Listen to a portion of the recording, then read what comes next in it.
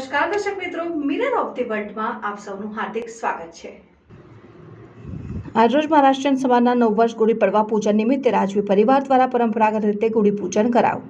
ચૈત્ર સુદ એકમને ચૈત્ર માસની શરૂઆત સાથે જ મહારાષ્ટ્રીયન સમાજના લોકોનું 9 વર્ષ પણ છે।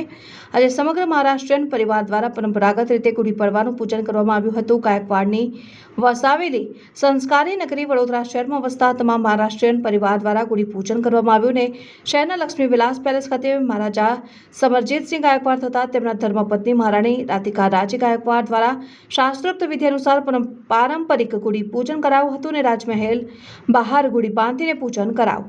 આ સમયે રજવાડી સંગીત સાથે ગુડીનું પૂજન કરાયું। આ પ્રસંગે મહારાજા સમરજીતસિંહ ગાયકવાડ, મહારાણી રાધિકા રાજે ગાયકવાડ સાથે તેઓના સુપુત્રી રાજકુમારી પદ્મજા રાજે ગાયકવાડ ખાસ ઉપસ્થિત રહ્યા હતા।